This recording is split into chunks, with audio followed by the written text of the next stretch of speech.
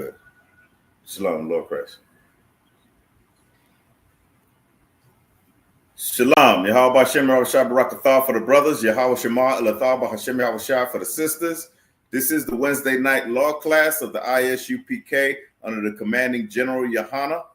I'm Priest Officer 1000, Shadow Rock, and we're going to Shalom, Lord Christ. Oh, hold on. Give me a second here.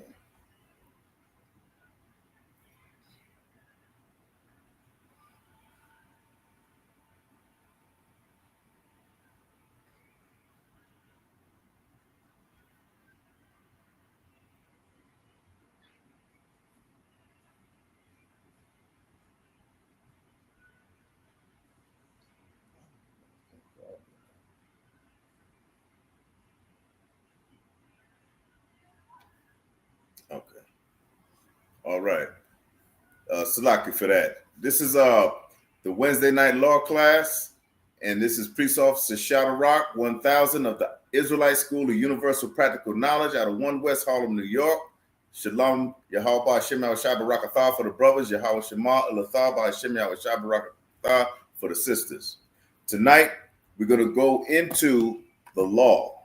The law, as the Most High said, and the law as it pertains for Blacks, Hispanics, and Native Indians. So for my first precept, we're going to go to Romans 13 and verse 8. The book of Romans, chapter 13 and verse 8.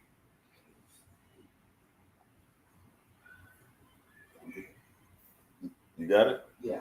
Go ahead, read. Oh, no man anything, but to love one another. For that loveth another hath fulfilled the law. All right. So it says there, for no man owe anything, but one man love another. See, and in the law, it's set up where you have brotherhood that's automatically in the law. You know, owe one man another thing. Read it again. Owe no man anything. Owe no man anything. Because when you owe no man anything, then you're good with your brother. You don't owe him anything. Not saying that you cannot borrow, but make sure that you pay that brother back. You know, it's important in the law that we treat our brothers like we treat ourselves. And that's what happens in the ISUPK. You know, we treat each other like we want to be treated. And it's important because that's my brother. That's another Israelite. That's another one of God's chosen people. And when you God's chosen people, you are a special people. Okay, let's go to Deuteronomy chapter 7 and verse 6. The book of Deuteronomy chapter 7 and verse 6. Book 7, chapter 6. Deuteronomy chapter 7 and verse 6. Yes, sir. For thou art an holy people unto the Lord thy God. For thou art a holy people unto the Lord thy God. You know, the word holy means to be separate. You separate. Like the Most High gave me this cell phone right here. I would separate it from this other cell phone. I would separate it and hold it in high esteem and not have it around something common. I'd put that down and keep it because it came from the Most High because he made it holy. Holy means to separate, separate. Okay? Very important that you understand that's what it means. Continue. The Lord thy God hath chosen these to be a special people unto himself, above all people that are upon the face of the earth. Okay, so the Most High has chosen us as Black, Hispanic, and Native Indians to be separate unto ourselves, above all people of the earth. That's what it say? Yes, sir. Exactly. Above all that of people on the face of the earth. Okay. In the chat, I'm gonna say Shalom, the Trooper Shalat, Shalom, Sister Black Dazzle, Shalom, Adawan Lahab Yashikar. All right. And you know, it's important that we understand that we are a special people. We are a holy people. We are to be separate from all these nations on this planet. That's what the law tells us as well. Okay, now let's go to Deuteronomy chapter 4 and verse 5. Deuteronomy chapter 4 and verse 5. Behold, I have taught you the statutes and judgments. Okay, behold, I have taught you statutes and judgments. One of the statutes is do not eat pork. Don't eat no swine. The Most High don't want you eating pork chops. I know your mama gave you pork chops, and if you Hispanic, I know y'all were eating carnitas, you know, and all those things. You understand? But the Most High says, I have given you laws and statutes. So in the book of Leviticus, there is a dietary law in the book of Leviticus that states we are not to eat swine, because we can eat any beast as long as it has a cloven foot and it chews the cud, which means it's got four separations on its feet, on its hooves, and then it eats vegetation, it eats the trees, it eats the grass, it eats the shrubs. Okay, that's chewing the cud. So it has both of those things, then it's clean unto the Lord, and that's what an Israelite can eat. See, we could eat what do you call those things? They're huge too. Giraffes. We can eat giraffes, because all the time you see a giraffe, he's always eating the trees, the leaves off the trees, and he has a cloven foot. His foot is parted at the bottom. The hooves are 4 separations in his hooves. Okay. Another part of the law is we cannot eat shrimp, crab, and lobster. The shrimp is a cousin to the roach. You got roaches in your house? There's your dry water, your dry land shrimp. The shrimp is of the sea. They're both cousins. And you can Google that. You'll find that they're in the same family. So all the time you've been eating shrimp, you've been eating roaches. You know, that's disgusting. So the Most High knew in his wisdom that his chosen people should not eat thereof.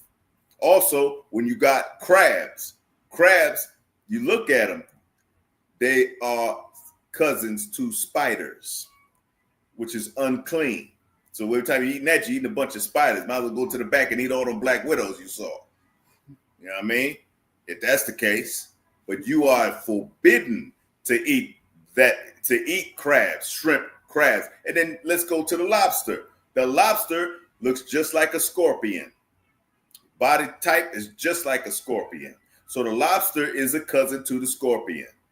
That is forbidden for an Israelite to eat that. You Black, Hispanic, and Native Indians, read the Bible, come into the ISUPK and make sure that you join these classes so that you can learn how to live, what to eat, and what to worship. Understand? And what to give your love to. And in this time, give your love to your brother. Okay? You know? Is there any more on that? Yes, sir. Continue. As the Lord my God commanded me, that ye should do so in the land whither ye go to possess it. Okay, so you are to keep the laws in the land where you go to possess it. So if you're in America and you know that you're an Israelite and your ancestors came from Jerusalem and Israel, you are still to keep American laws. That means you're not supposed to be robbing nobody. You're not supposed to be stealing nobody. You're not supposed to be bearing false witness. You know, you're not supposed to be what they call it, what's that? Embezzling money in a business where you're stealing the money from the business. That's against American law. So that's the law of Caesar. That's American law. But we go to the land where we possess it. We're still to attend Passover. We're still to attend Hanukkah. We're still to attend the Feast of Dedication and to keep the Sabbath. You understand? And do no servile work on the Sabbath. And keep God's laws, but when we're in a land where we go, wherever we go, we keep that law, those laws as well. So you don't see nobody in the ISUPK over there going to jail. You don't see them sticking up and robbing grocery stores and gas stations. You don't see them probably even jaywalking. The littlest jaywalking. No, you don't see that. You don't see us breaking the laws of America. Because the Most High told us that's what we're supposed to do. As an Israelite, you have those responsibilities. and your first responsibility is to the Most High God, Yahweh. Understand? So we need to understand these laws is what we are to adhere to. Okay. Shalom, Sister Angela Rispers. Shalom, sis. Okay, so let's go to Romans chapter 6 and verse 1. We'll go to the book of Romans chapter 6 and verse 1. Okay.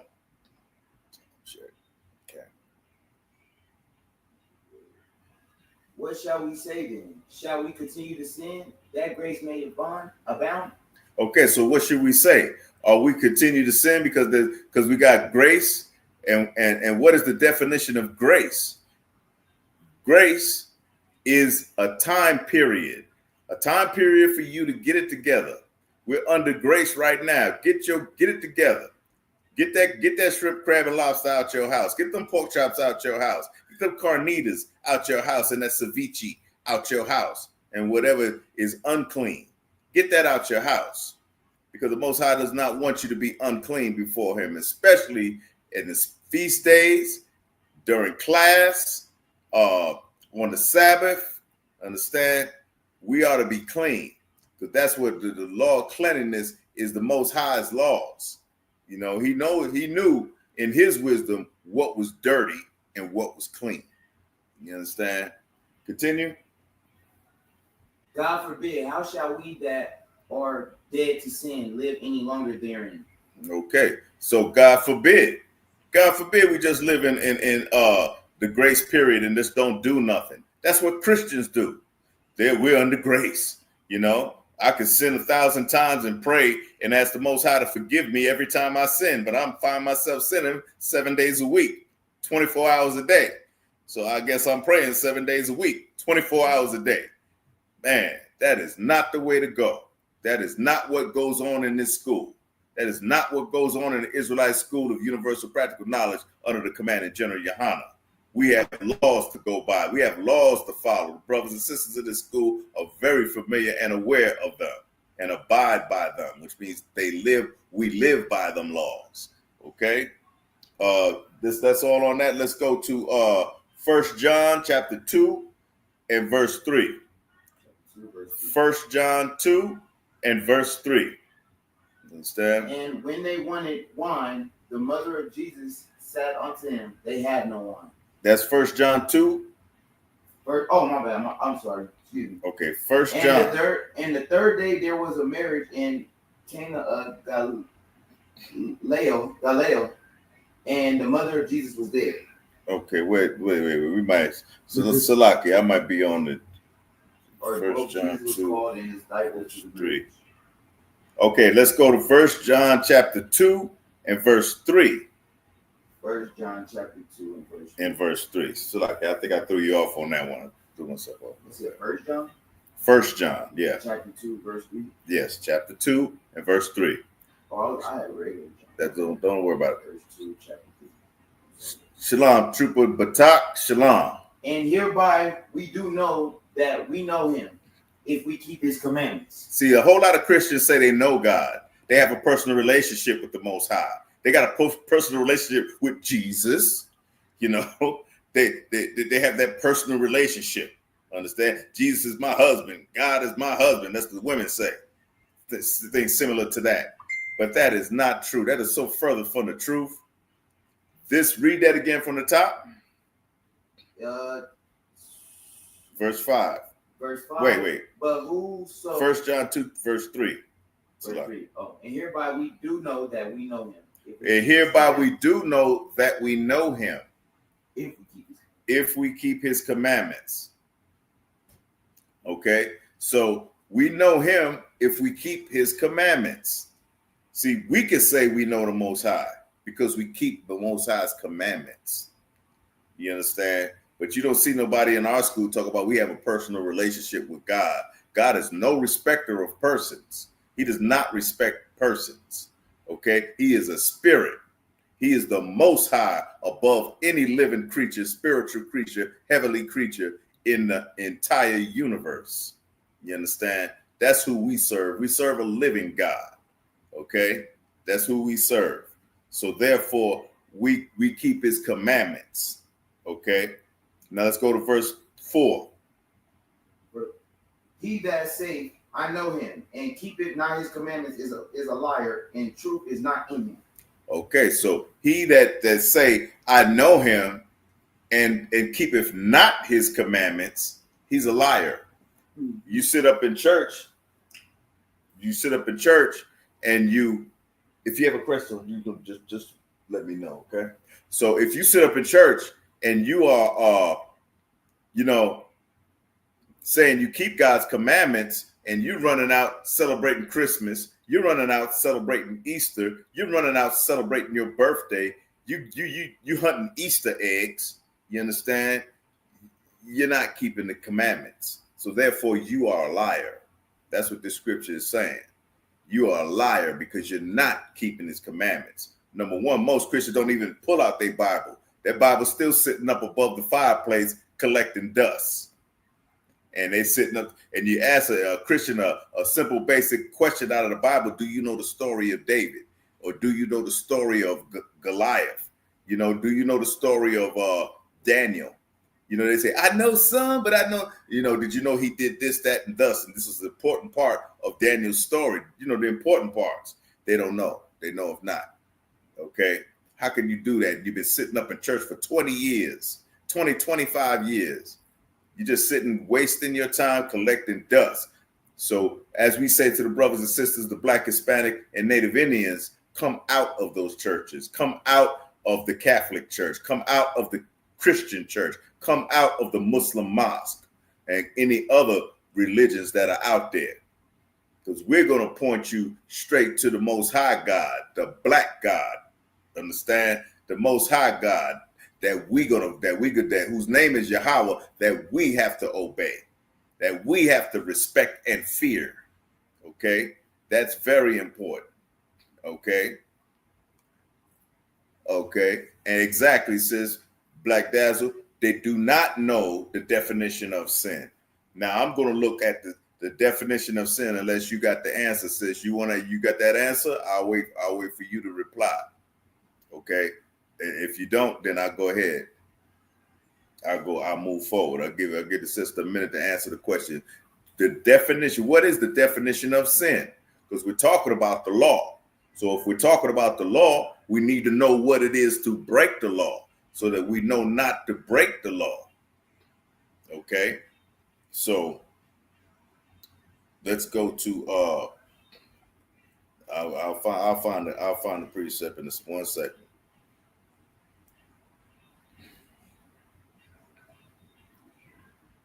So, and that's another thing. You even as a Christian, there it is. I'm glad I wait for you, because I knew you had the answer, sis. It's the transgression of the law. You ask a Christian that, I've done it before. And I'm like, they say, we all sinned. We all have sinned. You sinned too. And I'm like, okay, so what's the definition of sin? Not doing what God tells you, and not doing, whatever God tells you. This is that. They give you some old roundabout answer. Okay. But we in this school know that sin is the transgression of the law. Okay. We're going to go to 1 John 3 and verse 4.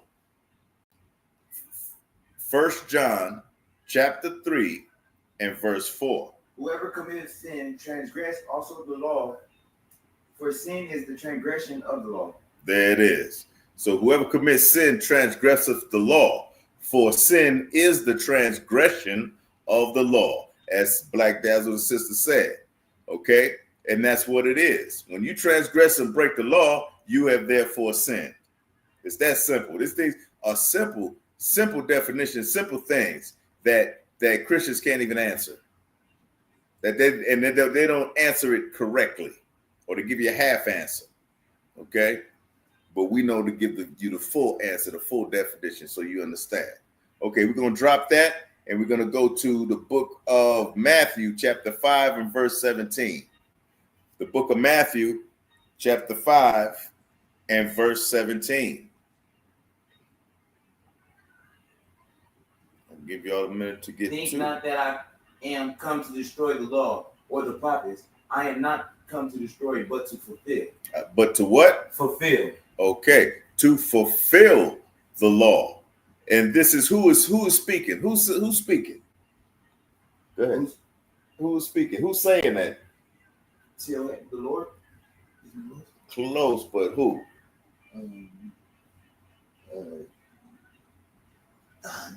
You know who it is. Yeah.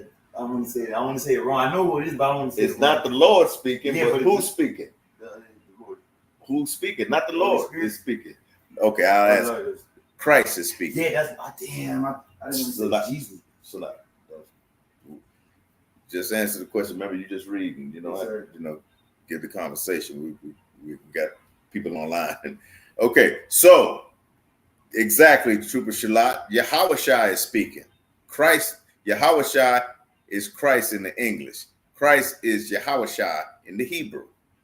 Okay, so it's Christ speaking that. He has not come to do away with the law. Read it from the top again. Matthew. Think not I have come to destroy the law or the prophets. I am not to come to destroy, but to fulfill. So Christ is saying, think not that I come to destroy the law. I've come to fulfill the law. Right? Yes, sir. I've come to fulfill the law. So therefore, he's teaching us how to keep the law. That's what he means by fulfilling the law. Christ came to teach us how to keep it. Because if he doesn't teach you how to keep it, how will you know what laws to keep? How would you know how to pattern your life after the law? You should pattern your life after that law. Don't have the law and don't have the law pattern pattern you. You pattern your life after that law. You understand? Which means you get rid of them shrimp, crabs, and lobster. Throw it in the garbage. Don't give it to nobody because they'll be sinning. And especially don't give it to an Israelite because he'll be sinning. You can probably give it to a Gentile because a Gentile cannot sin. Your heathen cannot sin. Our oppressor cannot sin. Why? Why can't our oppressor sin? The reason why, give me Psalms 147, the chapter 147 in the book of Psalms. Psalms 147. See, we're gonna explain why a heathen cannot sin, and they really commit sins, but they cannot sin before the Lord. You got it? It's Psalm. Psalms 147 and verse 19. 147? Yeah. 147.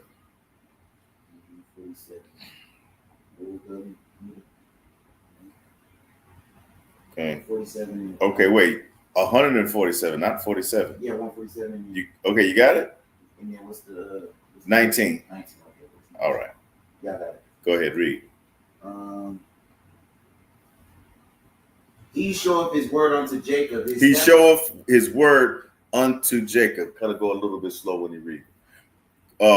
He showeth his word unto Jacob. So that means he showed his word to the children of Israel. He showed his word because Jacob has 12 sons. And the 12 sons are now blacks, Hispanics, and Native Indians. They're our fathers, those 12 sons. He showed his words to Jacob. So he always showed his word to God's chosen people. And Black Dazzle, that's true. They were not given the law. He showed his word unto Jacob. Continue reading. And his judgments unto Israel. And his judgments unto Israel. Well, we all know, reading the Bible, that Jacob's name was turned to Israel. Jacob is Israel.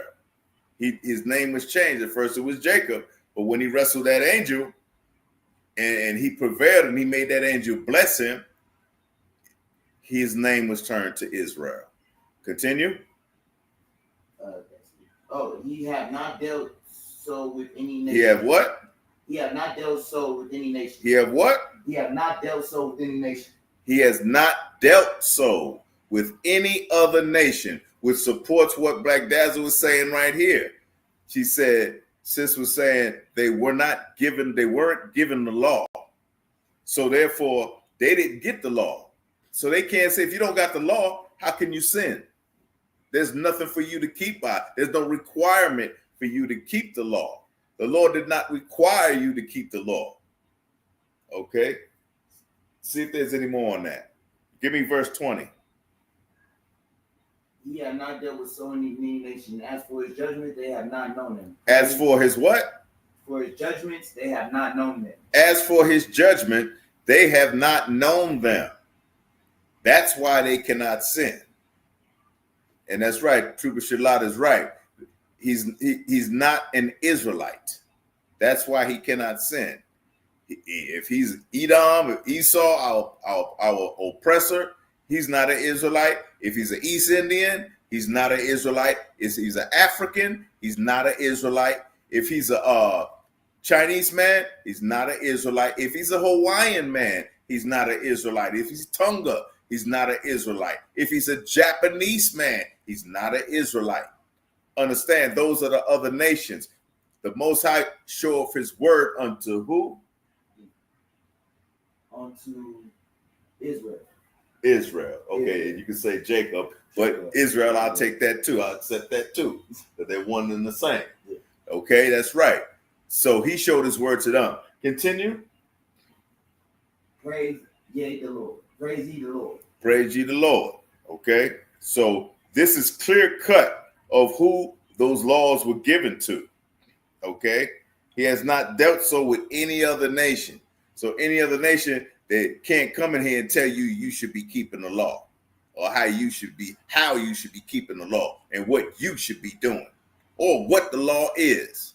They ain't got no business telling us that. That's our laws. These are our statutes and commandments. Understand? These are the judgments that will come against us if we do not keep them.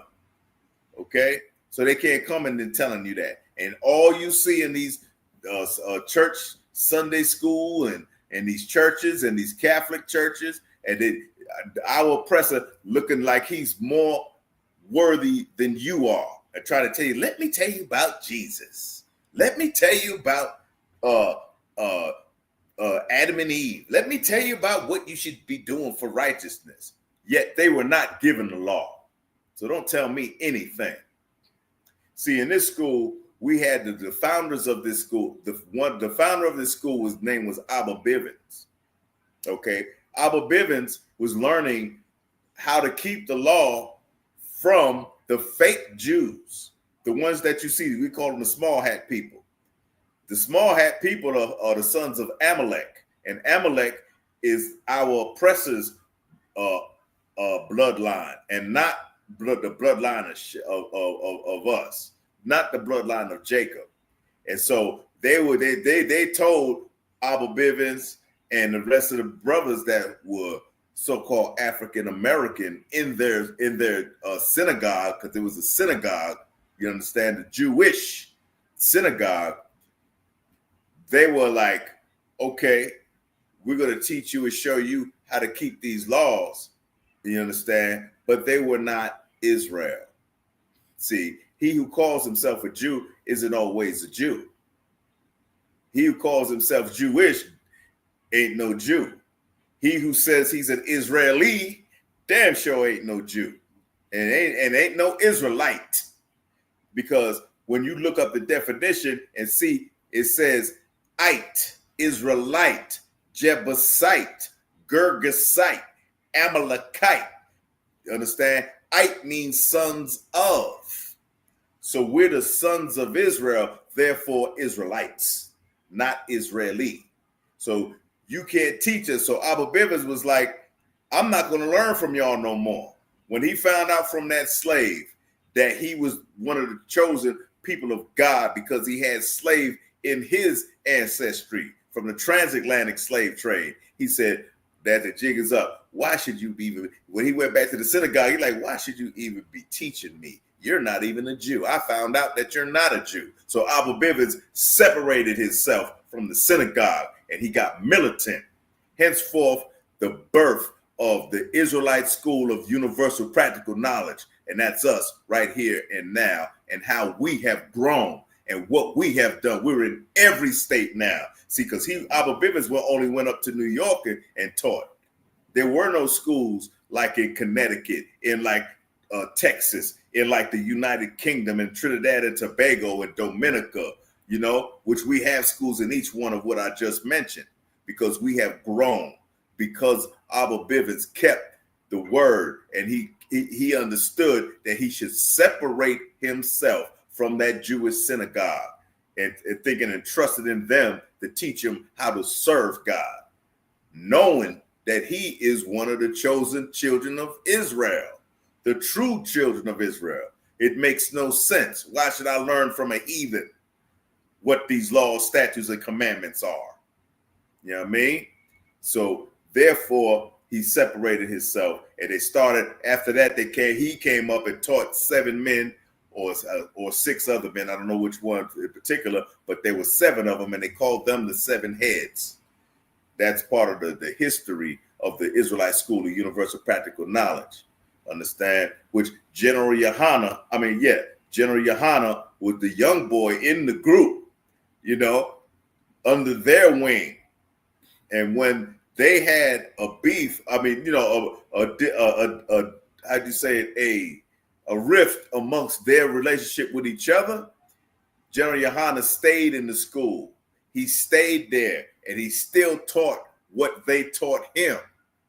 And he kept the word of the Most High God. And he's still our commanding 12 shield general, the highest rank in this school. He held, which we give much respect to him. We give much respect to him. You understand? So these are the things that we need to understand and recognize.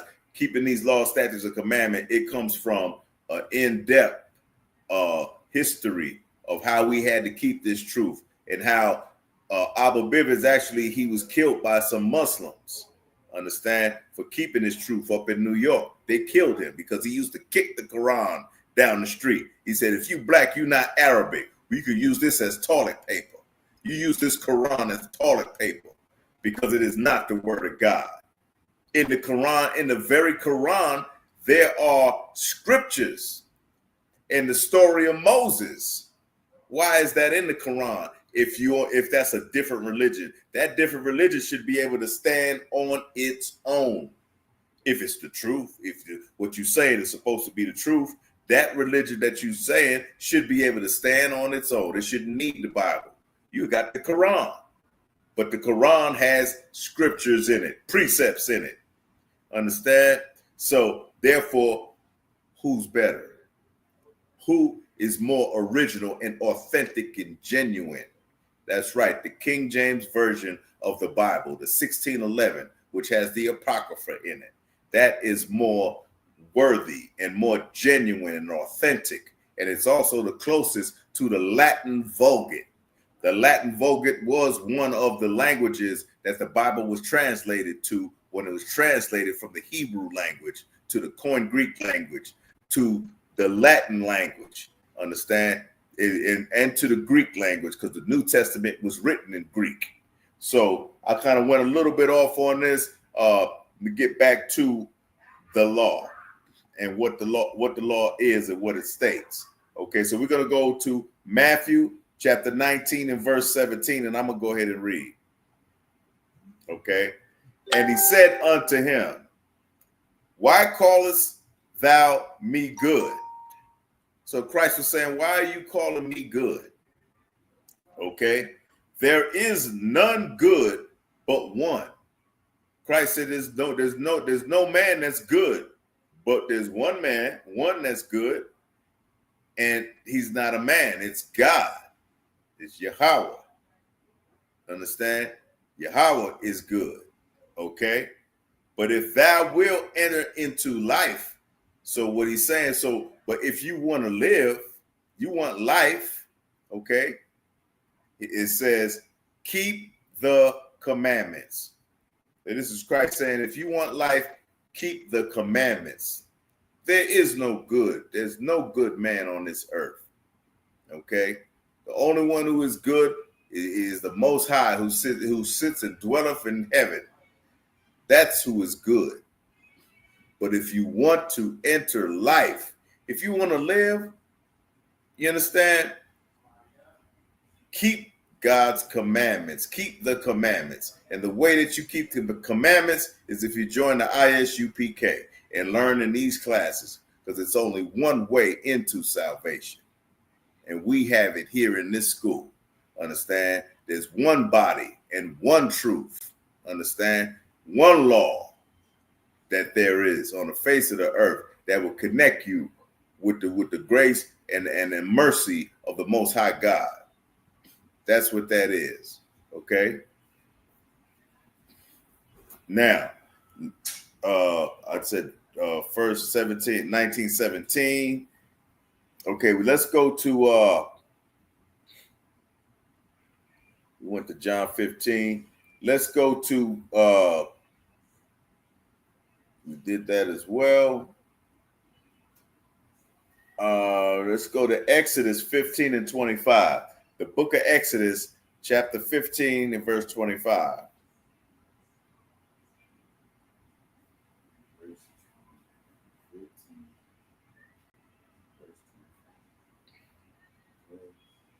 And he cried unto the Lord, and the Lord shewed him a tree, which when he had cast into the waters were made sweet. There he made them for a statute and ordinance. Okay, so there he made for them a statute and an ordinance. He saw the tree, cut the tree, and he threw it in the river. Yeah. He threw it into the waters. Okay. All right. There he made for them a statute and an ordinance. What is an ordinance? An ordinance you can see when you even look up the books and laws in any city. You'll see this is an ordinance. An ordinance is a law. The statute is a law. Okay? So he said to keep these as a statute. What is it? He made them for a statute and an ordinance. Okay? Hold on for one. Hold up. You want to say something? Go ahead. You say it. Huh? I know. I'm gonna tell you. Let me lead it. I'll let you know when you need to speak. Okay, so this is what he made for statutes and an ordinance, and there he proved them. He proved these laws. He proved these statutes and ordinance. Read 26. 26. And said, if thou wilt diligently hearken to the voice of the Lord thy God, and wilt do that which is right in his sight, and wilt give ear to his commandments. To what? And will give ear to his commandments. To what? Give ear to his commandments. Give ear to his commandments. Give ear to, if you listen diligently, and if you do what is right in the sight of the Most High, understand, you will give ear to his commandments. It means you listen to his commandments. And like it says it here, hearken. If you diligently hearken means to listen. Okay, continue. And keep all his statutes. I will put none of these diseases upon thee, which I have brought upon the Egyptians. For I am the Lord that healeth thee. So that this is the Most High was saying this, I believe so. Okay. This is Moses. This is Most High talking to Moses in the book of Exodus during that time of when they were serving Pharaoh. And the Most High was telling them, if you hearken diligently and listen to what I have to tell you and keep the commandments, you won't get any of these diseases. Right now, what do we got as a bad disease? We have in America, you got, even in Africa, started with the monkeypox.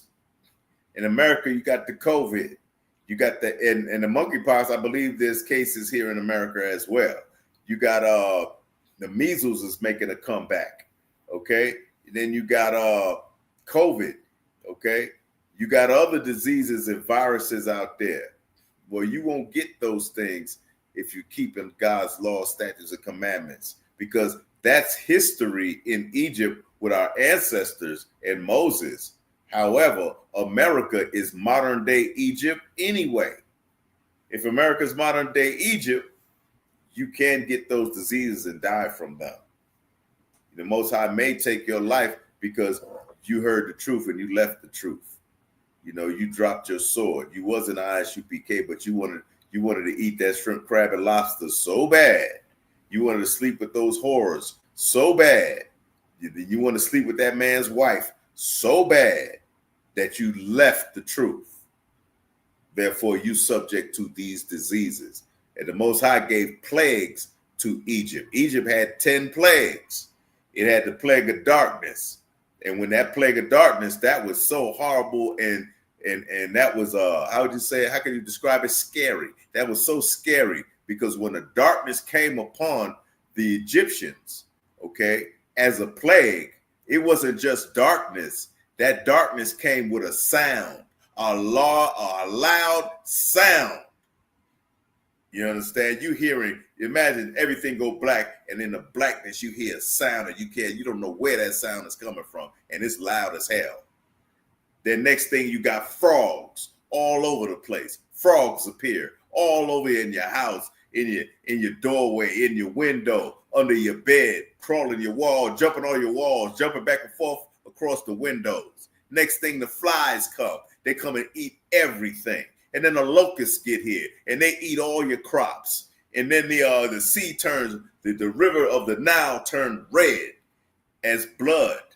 Understand? Those are plagues, man, which give diseases, man. You understand?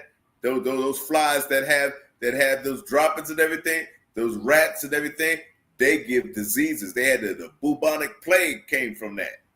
You understand? The bubonic plague came from rats and everything in ancient Europe.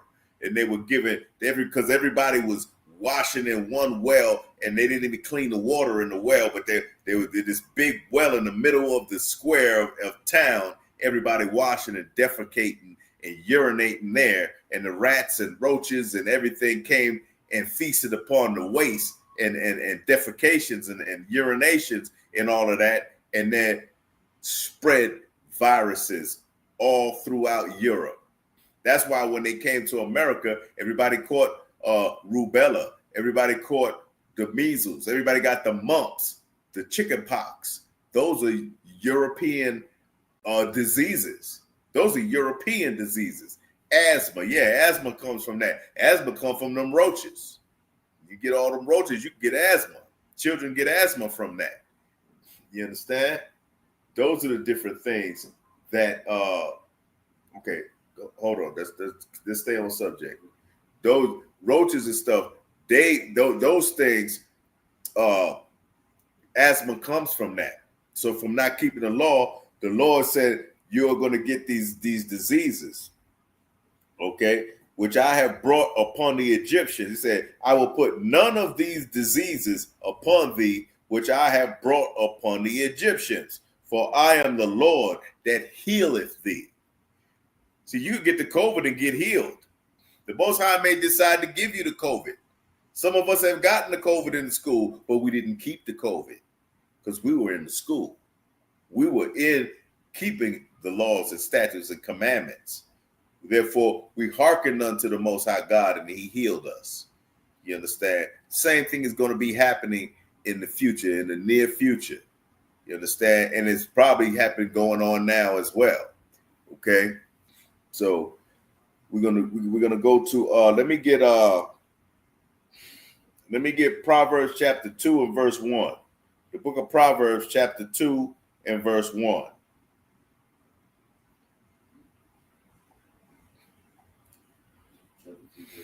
Mm-hmm. Numbers 1. Mm-hmm. For 2 and 1. Proverbs 2 and 1. Mm-hmm. So when you get it ready. My son, if thou wilt receive my words and hide my commandments with thee. All right. If thou will receive my words and hide my commandments with thee. You receive God, the Most High's words. You receive the fact that you one of the chosen of God. You accept that. All right. You accepting the fact that you are supposed to keep the Sabbath and you're supposed to attend the holy days. You hide that in you. You keep that in you. So nobody has to tell you that you got to go to Passover. Okay. Verse 2. Read verse 2. So that thou incline thy ear unto wisdom, and apply thine heart to understanding. Incline your ear unto wisdom, incline your heart understanding, because these laws give us the wisdom and understanding that the nations will bear witness that we are the children of the Most High God, that we follow a powerful being, a powerful spiritual being, you know, and that there's no one that can go against that. Okay. Did we go? Let's go to Leviticus chapter 7 and verse 26. Now we're going to go into the very book of Leviticus, and we're going to go to chapter 7 and verse 6. The Leviticus is where the laws are recorded at. The recorded laws of God are in the book of Leviticus. You got it? 7:26. 7 and verse 6. Every male among the priests shall eat thereof. It shall be eaten in the holy place. It is most holy.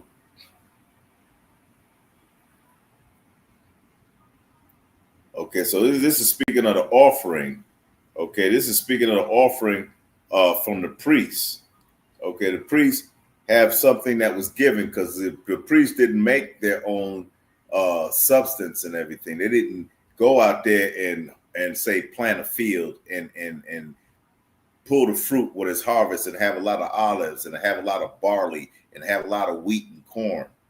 But as an Israelite, we took a tenth of that, of what our crops were, and we gave it to the priests at that time. So at that time, the priests would receive that because they were keeping making sure that we kept the laws. And back in this time, they would take your life if you broke the laws. But because of that, they were getting a tenth of everything in Israel that they harvested, or that they, like if they came up on $10, so to speak, they would give, the Israelite would give $1 to the priest. 10% of $10 is $1, or $100 is $10. They would give that $10 to the priest. And the priest, in this case, it was food. Okay. So the priests would eat thereof to sustain themselves. Okay. That's part of the law. Okay. That's part of the law. So we could drop that and let's go to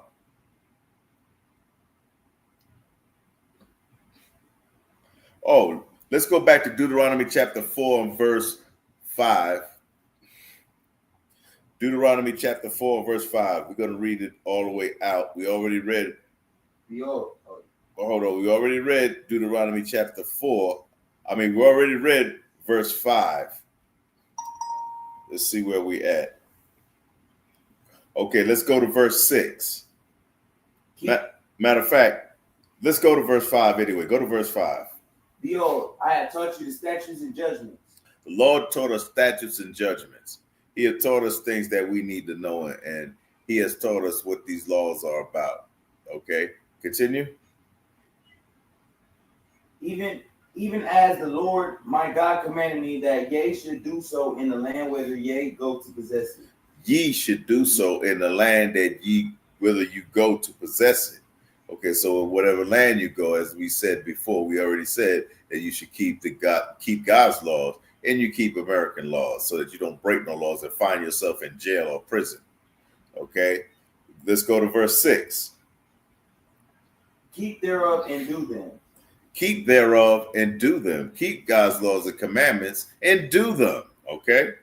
For this is your wisdom and your understanding in the sight of the nations. This is your what? Your wisdom and your understanding in the sight of the nations. This is your wisdom and your understanding in the sight of the nations. The nations will see that this is some type of wisdom that this dude is practicing. He's not like every other cat out there. You know, I see him, you know, he get up and he put a war scarf or a band around his head, and it's open at the top, and then he put on some type of garment, and he has some type of belt at his waist, and he have these boots on. I see him doing that. And then I see him on certain days, that's what he wears, and he goes somewhere, and I see that they meet over there. Okay? So he's seeing one of us keep the holy days. He's seeing one of us go to class. He's seeing one of us go to camp. Okay? So these are commanded of the God. This is the wisdom in the sight of him, because he's a heathen. He doesn't have to do what we do, but it's our wisdom. He's like, wow, that's pretty wise. That's a wise thing to do when he gets the understanding of what we're really doing. Okay? Continue. Which shall hear all these statutes and say, surely this is a great nation, is a wise and understanding people. Because they're understanding, they say, surely this is a great nation, because they're seeing we're not sinning. They're seeing that we're not out there, we're not out there unaliving people. We're not out there saying false things against people. We're not out there gossiping, just being wicked. We're not out there lying to someone about a fact that has already been proven. We're not out there doing that. So he sees that this is a wise and understanding person, individual. Okay? But really, it's a wise and understanding school and organization. Okay? Let's go to verse 7. Verse 7. For what nation is there so great? Who have God so near unto them? As the Lord? Okay, the word near means who is so great that who have God so near unto them, so close. Nigh means near. Like this book is near me, so near to me. So he sees that, who are these people that has God so close to them in their hearts, in their minds, in their actions, in their ways. Okay? What is this nation? All right. Continue. As the Lord our God is in all things that we shall call upon him for. Okay. Go to verse 8. And what nation is there so great that hate statutes and judgments? What nation is so great that has statutes and judgments? Okay. What nation is so great that has that? We answer it, Israel, us. Understand? Us. Black, Hispanic, and Native Indians. We're that nation. We are those people. We are the people written in the book, in the Bible, recorded thousands of years ago.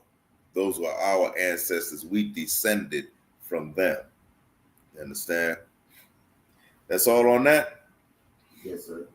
Okay, let's go to Deuteronomy 6 and verse 1. Let's go over just a little bit. Now, these are the commandments, the statutes, and the judgments.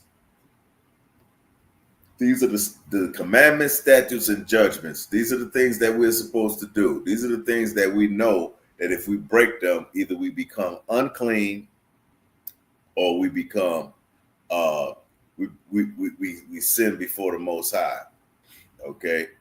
Shalom, priest Malak Ma, Yashikar, Shalom, Yahabashem Shabakata.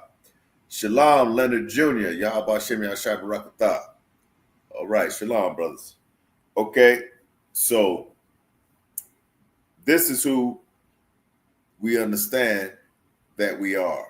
This is what we need to do in order to keep God's law, statutes, and commandments. Okay, because we know that the Most High is definitely near us, is definitely with us, and definitely will defend us if we obey him, if we obey these laws, statutes, and commandments. Because there's a lot of people out there that don't want to.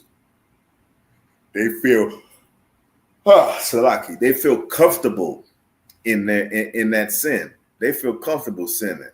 Oh man, why would I do anything different, man? I'm feeling comfortable stealing from you. I feel comfortable robbing from you. I feel comfortable doing a burglary. I feel comfortable looking at your wife while you're not looking. You know, I feel comfortable celebrating Thanksgiving. I feel comfortable celebrating 4th of July. I feel comfortable celebrating Memorial Day. You understand? All the holidays, all these things. I feel comfortable celebrating Easter and Valentine's Day. That's the thing to do. You know I can't stop. I can't stop eating that pork. I love pickled pig's feet so much. I can't stop doing that. You know, they're scared to step off into something that's uncomfortable. They're scared to step off into something that they're not familiar with. They're scared to step off into something that's righteous. Okay?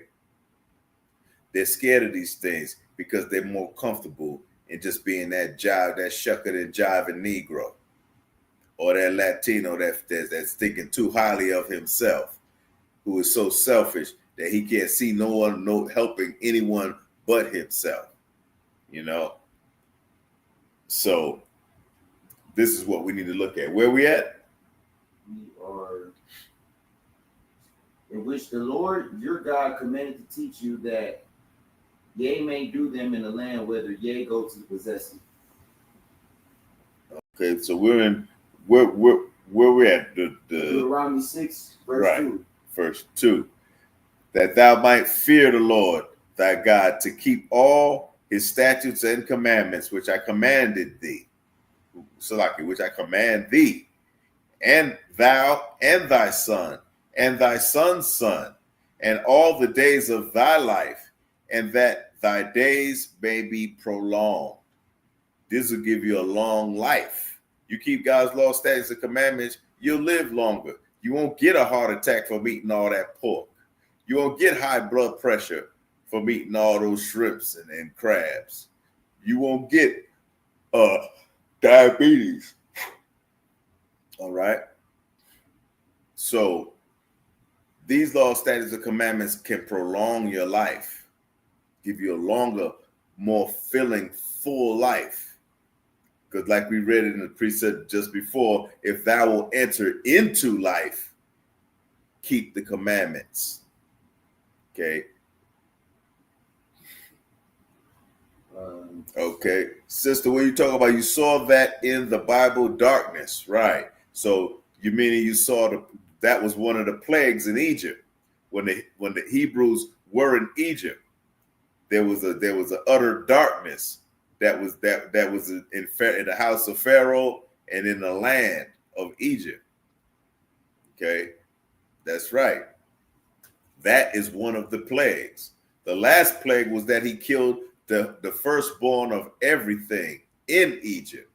And that means man, that means cattle, that means insects, that means fish, everything that was a firstborn that came out the womb first was killed, just died a natural death right then and there. The Pharaoh's firstborn son was killed, died. And that's just before the Pharaoh said, I'm through with this one. My firstborn is dead. Let me mourn. Let the children of Israel go. They're grieving me. They're vexing my spirit. They're vexing my soul. Let them go. And we went into the Red Sea. Moses parted the waters, and we went through those waters, fleeing persecution, fleeing oppression. But that one thing, one of those plagues was darkness. Okay? Darkness was one of those plagues. And it had a sound to it, boy. That's some scary crap. That's some scary stuff right there. It had a sound to it. You understand? All those flies. Imagine you see so many flies, it looks like a cloud. Like a cloud is around the whole block. That many flies packed together. Imagine all those locusts you can hear them eating up all the vegetation. Imagine all them frogs. All right? Imagine the lice. I think it was lice that was another plague that was in their hair, making them scratch and itch. That was another one of the plagues. The Lord said 10 plagues to let his people go. Understand? So that we can keep his laws. The Most High wanted us to keep his laws so he could give us eternal life. He could give us a life that's everlasting, that is abundant, that is prosperous. Understand? That we can thrive in righteousness, that we could thrive in unity and togetherness and in love, the right things. You understand? And we could thrive under his mercy, under the Most High's mercy. You understand? That's why he's given us these laws, statutes, and commandments. It just wasn't no thing where the Most High got some type of ego. You know, man has the ego. That's carnal, which is manly. This is common. It's not that with the Most High. It's so that he could give us mercy, because he knows that everyone should have passed away. So everyone should have been unalive for turning their back on keeping the law. Because Christ was the only one that was found worthy to open the seals, to open the book in the book of Revelation, so that we can receive our inheritance. We weren't even able as a whole nation to even receive our inheritance. There was no one found worthy to open that book so that we could see, okay, you're going to get 30 acres. You're going to get 500 talents of silver. You're going to get vineyards. You're going to get trees. You're going to get wives. You're going to get this, that, and whatever it is. Okay? We couldn't open that book because that book was the covenant, the Ark of the Covenant. We couldn't even open up that book, but the Lamb was worthy. The Lamb was found worthy, and the Lamb was Christ. You understand? Because he kept the law, statutes, and commandments. You understand? He didn't sin even unto death. Even unto death. You understand? Is that we're that serious with him? That's why it says the apostle, the disciple Paul. That's why Paul said, I feared thee, for thou art an austere man. And austere means to be a disciplined and fierce man. All right? To be austere. That's who Christ was. That was his character. He was serious. He's about his business. If you didn't like it, he said, have them who will not reign over me, bring them hither, that I may slay. I'm just paraphrasing I can see them be slain in front of me. Bring them in front of me so I can see their heads getting cut off, that you cut their heads off, because they don't want me to rule over them. Christ was a no joke. He was a black man, so-called African-American. He was serious about his business. Because y'all know some serious brothers out there in the world who don't play that mess. You understand?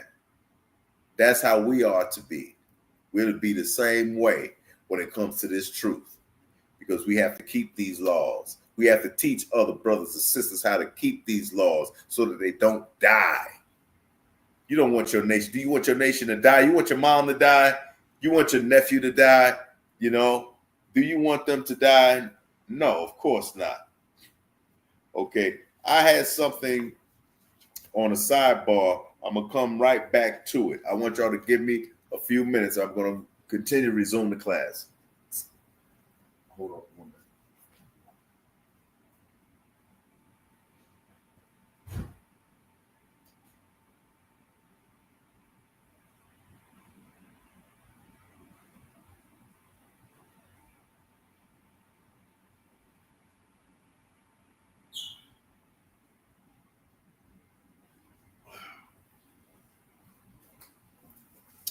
Okay, Salaki. So, this is pertaining, Brother Shalad, I know that you had a question last week. I didn't forget about you. You were speaking about how, as being in the truth, being in this school, how do we deal with our family and relatives who are not in the school but give us a hard time when they find out that we don't celebrate birthdays? They find out that we feel that we're the children of Israel. They find out that that we have to follow laws and statutes and follow orders, you know, from men that are ranked above us, or you know, the sisters can't, you know, go out and try to rule the family and rule the man and all this, that, and the other. You know, when they find that out, they want to separate themselves from us and do what they want to do. So I kept it in mind, and I found it. The statutes. I said that I'll find that precept for you to go about dealing with relatives who cannot fathom that you're in this school and that you're following the General Yohana and all of that in the ISUPK. Okay, because all of us do it. You know, a lot of our families has ostracized us. Okay, and have separated themselves from us because we follow this truth. Okay, I had it. Give me a second here.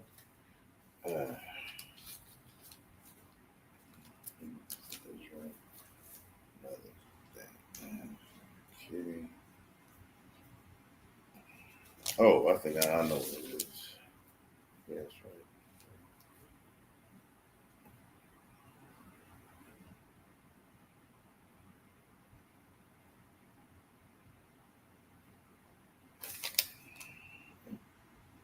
Okay, this is it. Let's go to the book of Psalms chapter 45 and verse 10. Ayanabar Shalat. Go. Did you get it? It's the book of Psalms, chapter 45 and verse. We're going to go to verse 10 on that.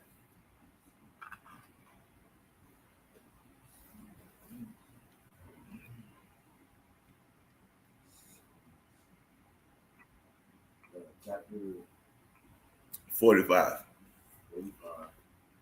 And go down to verse 10. Hearken, O daughter, and consider, and incline thy ear. Okay, so it says, hearken, O daughter, and sit and incline thy ear. So this was David. He wants the sister, she's an Israelite, a sister in the school, to incline her ear. Okay. Even the rich among the people shall entreat thy favor. Even the rich of thy people will entreat thy favor, right? Yeah. Continue. That's verse 10? Yeah, that's verse 10. Continue. So shall the king greatly desire thy duty, for he is thy Lord, and worship thou him. Okay. So you said the king. The book says the king shall worship him. Yeah. Okay, let me make sure that we're in the right perspective here, because I did have Psalms 45 verse 10.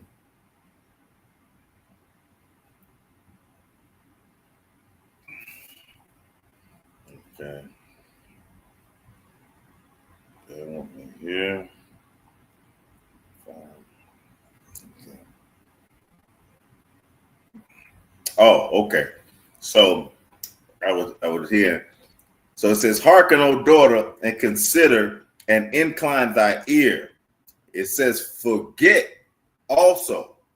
So the sister is to forget also thine own people.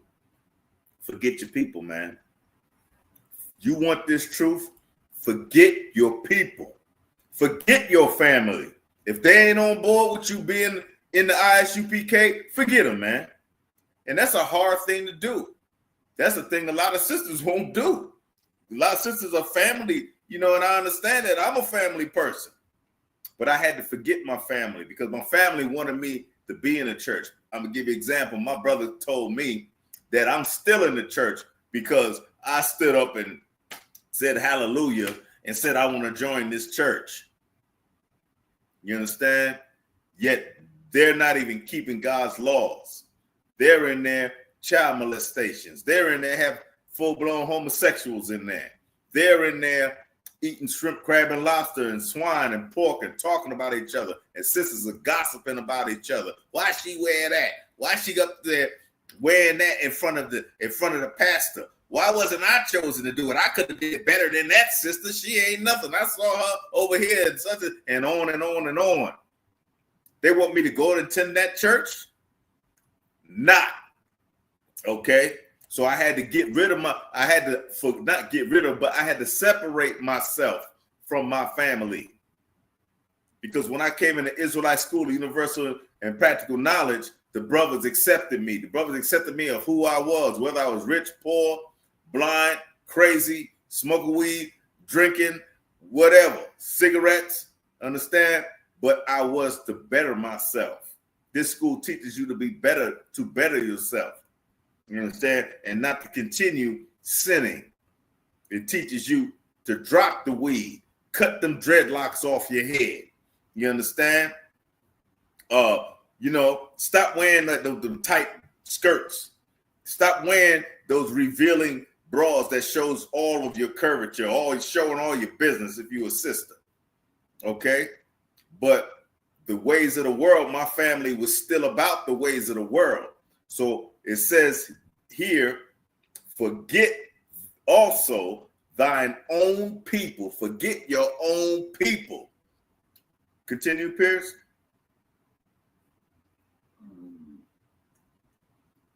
Forget thy own people. Forget thy own people. You're in verse 10. The end of verse 10. The end of verse. Oh, yeah. Forget also thine own people in thine father's house. And thy father's house. Forget your father's house too. So in other words, your parents are not right. We love our parents. They bring us to this earth. You know, we came out of our mom's womb. We were reared by our father. He taught us good things, but he didn't know the truth. So we got to forget our father's house. The house means family. Like the house of David is the family of David. When it's written in the Bible means your family. Forget your father's house also, oh daughter. Okay? So that's what you should do when you're in this school. Because we'll teach you how to stay in this school and how to forget your family, because you need to, because they don't mean harm, but they don't know what they're talking about on the same token. And you can't afford to go by that, because you want that eternal life. You want to be in the kingdom of the Most High God. You want to be chosen to be in God's perfect government. You understand? So you got to forget your sister. You love your sister. Call them too, let them call you. Don't call them if they real hostile. Don't call them. They ain't gonna be no skin off your back. The Most High is not gonna punish you for that. The Most High actually is gonna be like, okay, look at my servant. My servant is listening to me. Let's see what Christ says on this same matter. Okay, brother? Okay. Let me get over here, because see, I write so small. That's why I couldn't find it, Salaki, on that one. I write so small sometimes. I got to get it all in. Okay. Let's go to, I believe it's, let's go to, let me see. Let me make sure. Well, I believe we might have said this before. We might have done this before. Let me make sure I'm going to double check. Okay, so there's another precept. So you got Psalms 45 and 10. Yeah. Let's go to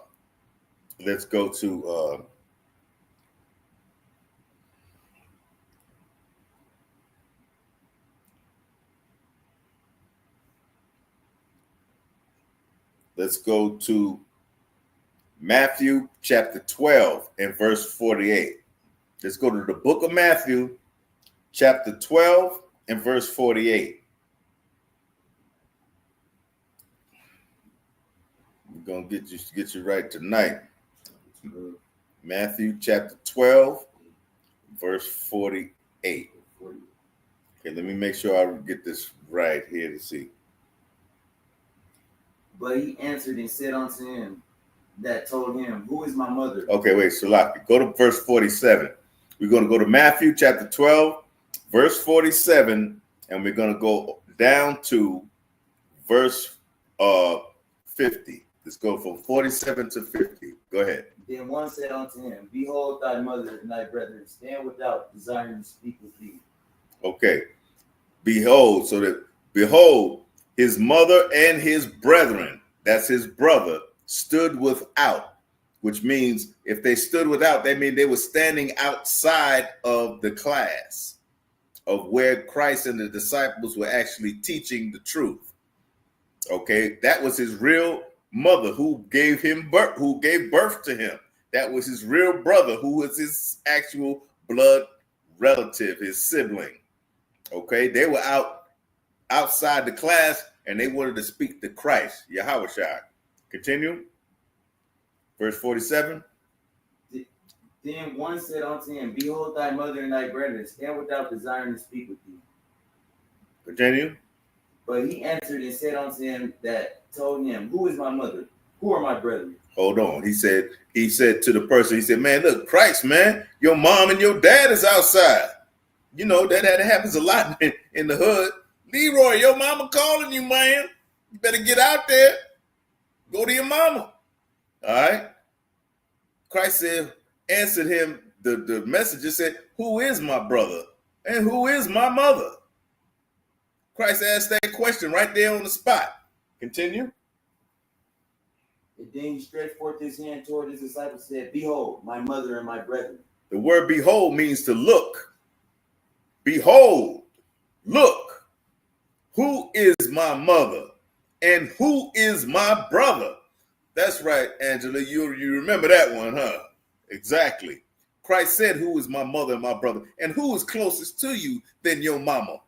Your mama's close to you, man. She love you when the whole world don't love you.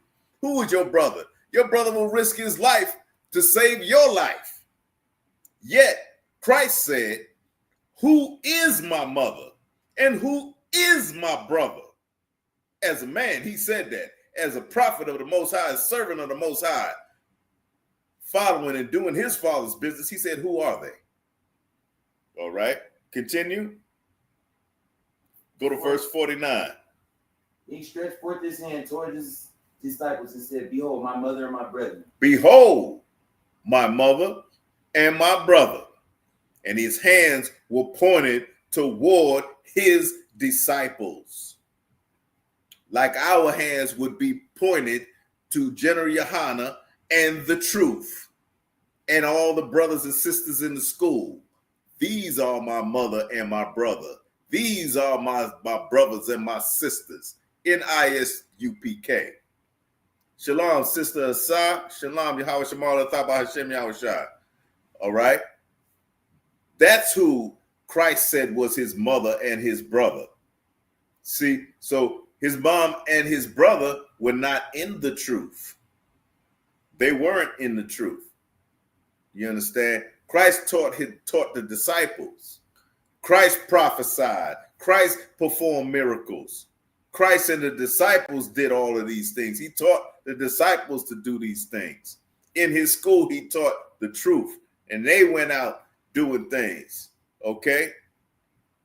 They were in the truth. So he had to separate himself from his original family, from his bloodline, in order to teach this truth, man. And if you're an ISUPK, you're to do the same thing. Okay? The same thing. All right, Brother Leonard, what you say, man? You said my mom's birthday is tomorrow. Wow. And she's having a crab. Oh, damn. She's having a crab boil. What? At Red Lobster. Oh, man. Now you see that? Now do you see that? Do you understand, man, why we're in this truth and why we have to defend this word? Trooper Shalai said, good night. That's what I say. Good night. That is, man, that is wicked. And look, and she don't know. And she don't know. You understand? She don't know the gravity of breaking God's laws. She don't even know that that's God's laws. You're not supposed to eat shrimp, crab, and lobster, like I said in the beginning of this class. You're not supposed to eat the shrimp, crab, and lobster and the pork. And you're not supposed to celebrate your birthday. Who are you worshiping when you celebrate your birthday? I'm going to hear it from the chat. When you celebrate your birthday, Leonard, who are you worshiping? That's what I want to know. That's the $1 million question tonight. All right? Who are you worshiping? I'll wait. If I'm celebrating my birthday, who am I worshiping? There it is. Trooper Shalat, you said it. That's right. You're worshiping yourself. You made yourself God. Because if you don't get a birthday present from your loved ones, that's right, Leonard, yourself, myself. I'm worshiping myself for my birthday. I was born September 16, 1962. That's my birthday. I'm worshiping myself because you're to give me a present. You're supposed to give me the day off. You're supposed to acknowledge and say, happy birthday to ya. Happy birthday. You're supposed to acknowledge me. You're supposed to respect me to the utmost on that day. On that day, acknowledge me. And I'm looking where my present at. And if you don't give me my present, it's going to be something. It's going to be some repercussions behind that. I might cuss you out. I might even get physical. You know, you my brother, and it's my birthday, and you didn't give me a present, and you knew I wanted that PS5 station game or whatever. You understand?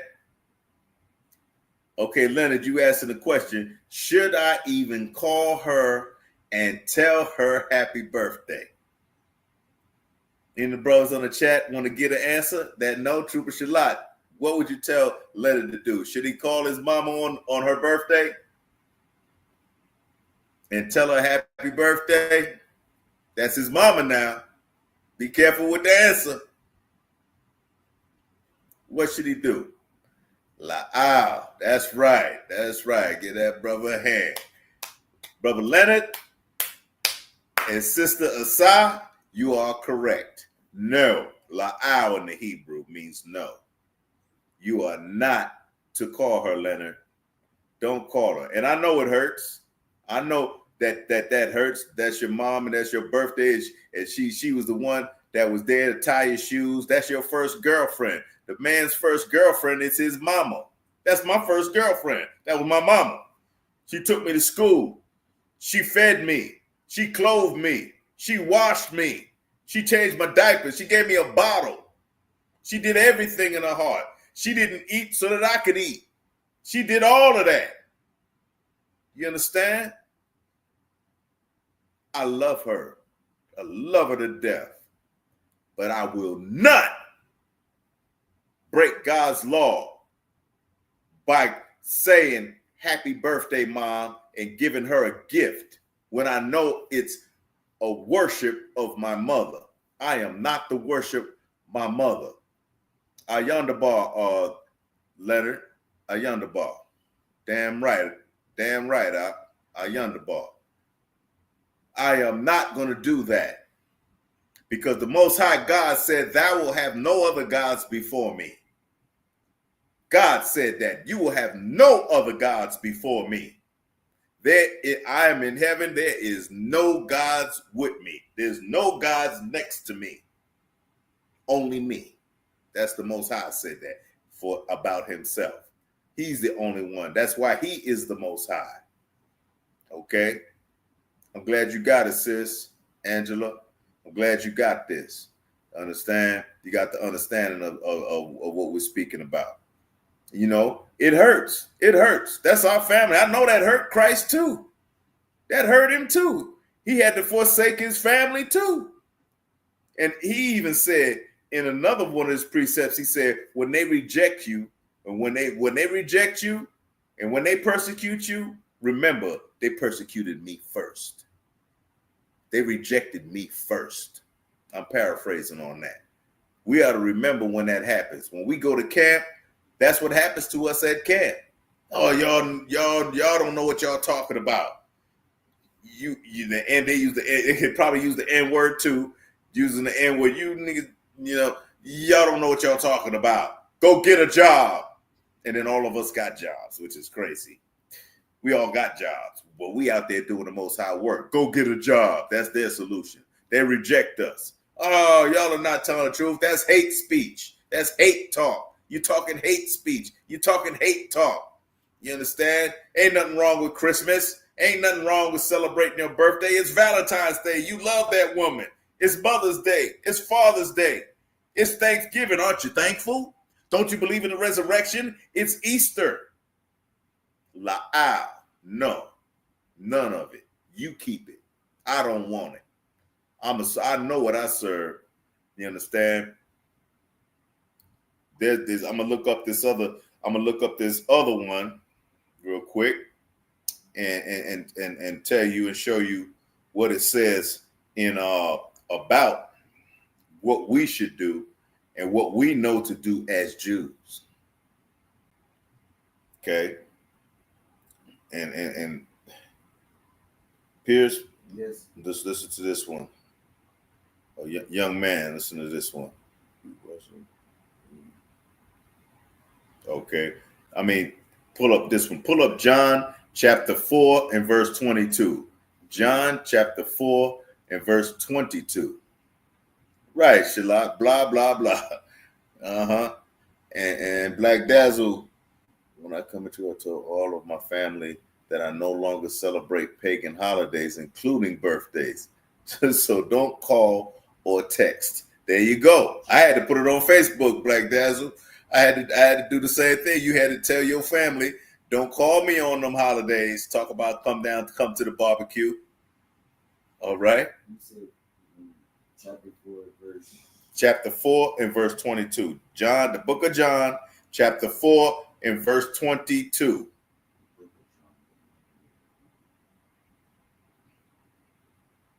Okay.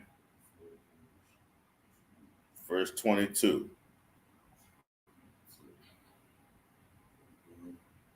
Ye worship ye not what? Ye. Ye worship ye not what? No, read it slower. Read it again. You worship Ye. Ye worship ye know not what? Ye worship ye know not what. Okay? You worship something, but you don't know what you worshiping. You worship, you know not what. Continue. For salvation is of the Jews. Salvation is of what? The Jews. Salvation is of the Jews. You worship, you know not what, you don't even know what you're worshiping. You're worshiping, okay, Valentine's Day. When you worship Valentine's Day, do you know that you're worshiping Lupercalia? Lupercalia, when you look and do the research on Valentine's Day, Lupercalia was a female wolf. She was a she-wolf. She gave suck, which means like when a wolf has cubs, okay? She gives suck to her offspring, to her babies. She was giving suck to two men whose name was Romulus and the other name was Remus. Romulus and Remus were the founders of the very European nation of Rome, ancient Rome. They were abandoned by their mother, and they lived in a cave with Lupercalia, who gave suck unto them when they were babies, an animal. Okay? When those men grew, those men fought each other because they had a very prosperous port that they were getting money from the merchants from overseas for coming into their ports in Rome. So one brother saw the power and the other brother saw the power, and they both went at it to the death. Killed the other brother. Romulus killed Remus, which Romulus became Rome. Where they lived at became known as Rome. And so every year on Valentine's Day, they go to that same cave and they get straps, animal straps, and they dip them in blood. And they go to the square in the center of the square where the young women are, and they whip the young women with that blood-soaked strap. And then They're trying to fertilize the women, make the women fertile so that they can have kids, because our oppressors' wives, the women of Edom, the women of Esau, are not fertile like sisters are. Sisters can kick out babies. Hispanic sisters can kick out babies a dime, hand over fist. Naturally, natural childbirth. Those European women cannot. They cannot. They have issues when it comes to fertility. So they will go to the square as a ritual and whip them with this blood-soaking straps in order to bring about fertilization, the ability to be fertile, to be able to bear children, to become pregnant. Okay, that's what they did. That's why the universal color of Valentine's Day is red. You know Valentine's Day is red. Get red roses. Get the red flower. Get the red candy. You know that heart was red. Little chocolates in there you give to your girl on Valentine's Day. That's an ancient pagan ritual when they went to the cave of Lupercalia and it dipped the straps in animals' blood, in dogs' blood. They whip them with dog's blood. All right? That's what you're worshiping. But you worship you know not what, for salvation is of the Jews. Okay? Salvation is of the Jews.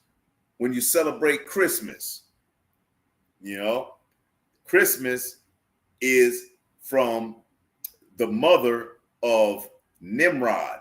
Nimrod was the king of Babylon. Wow, Babylon, which art to be destroyed. The daughter of Babylon, which art to be destroyed. Well, originally it was Babylon. And that's when they built that big tower. Nimrod had them build a big tower because the whole earth spoke one language. And when they spoke one language, they was able to get that tower so high it almost reached heaven. And the Most High said, what else would they not, what would they not be able to do if they all spoke the same language? So the Lord confused them and gave them different languages so they couldn't understand each other. So to build the construction of the tower, it had to cease, it had to end. Okay? So when they did that, that was called Babel. Babylon, Babel means confusion. And that's what America is, confused. America is the daughter of Babylon. Okay, so you're worshiping Christmas. Back to Christmas. So Nimrod was the constructor and the idea and the king at that time behind building that wicked tower. Okay, Nimrod died. Nimrod's lover, get this. You want a Christmas tree and you want to give these gifts out? Nimrod's mother was his lover. I'll say it again. Nimrod's mother was his lover. They were lovers. That's incest. When Nimrod died, her son died. He died. And she grieved. So she went and got this big old tree. It was called an evergreen tree. A big evergreen tree. And she had the children of Cush. Cush is ancient Ethiopia. That's African anyway. That is not Israelite. She had the children of Cush, the Ethiopian people, bring gifts and put it underneath that big, how do you call it? That big evergreen tree, because she believed that tree would reincarnate Nimrod, her son / lover. Wow. Damn right, Shalat. That is definitely diabolical. Beyond diabolical. That is so wicked. Man, I don't even know where to end to start on that one. Take any end on that one is wicked. Okay, so she had everybody bring gifts and put it underneath that tree. That's what you got. That's what you're doing when you're celebrating Christmas. You worship, you know not what, but you worship that tree. You deck the halls of folly. I don't even know how to say it because I've never really celebrated Christmas with the worldly Christmas understanding, because my parents were different. Okay, we didn't celebrate that Christmas. But when I got with my wife, who wasn't in the truth, and at that time I wasn't even in the truth, she celebrated Christmas. So I went and bought the Christmas tree and bring it in there and pulled it, and we decked it with whatever. I'm gonna show you what we decked it with. Let's go to the book of, what is it? Jeremiah chapter 10 and verse 2. Go to the book of Jeremiah chapter 10 and verse 2. Okay. Yeah, here it is right here. Go ahead. You can read, young man.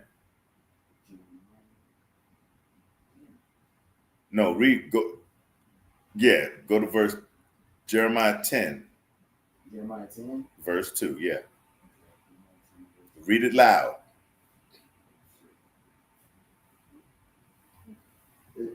Thus say the Lord, learn not the way of the heathen. Learn not what? Learn not the way of the heathen, and be not dismayed at the signs of heaven. Learn not the way of the heathen. Okay? So what he's saying is, do not learn the way of the pagans. Don't learn the way of a pagan individual. Don't learn the way of an African. Don't learn the way of an East Indian. Don't learn the way of a Japanese. Don't learn the way of a Chinese. Don't learn the way of anyone who is not Black, Hispanic, and Native Indian, in other words, to break it down all the way. Learn not the way of the heathen. Continue. Learn not, and be not dismayed at the signs of heaven. Hold on. Be not dismayed at the signs of heaven. So in other words, don't sit up and how would you say it? Don't sit up and be dismayed at the stars of the zodiac signs, in other words. Okay? Don't be dismayed at the signs. I'm a Pisces, I'm a Sagittarius, I'm a Capricorn. Don't worry about all that stuff. That's not of the Lord. You're dismayed at the signs of heaven. You're dismayed, like people say, yeah, I saw something that looked like a UFO. I saw something that looked like a flying saucer. See, I saw that and I was scared. Don't be dismayed by that. Christ is coming back in the same damn flying saucer. He's coming back in a flying saucer. May not be the same one, but he's coming back in one. The angels fly in them flying saucers. You understand? That's why they want you to be scared of the unidentified object, because America knows that they're going to have to fight Christ pretty soon. Pretty soon during World War III, they're going to have to fight Christ. He's coming back like a UFO. No, we call them in the school, we call them IFO, identified flying objects, because we know what it is. Ezekiel had described the burning wheels in the sky, the burning chariots in the sky. Okay, so Christmas is they're saying, be not dismayed.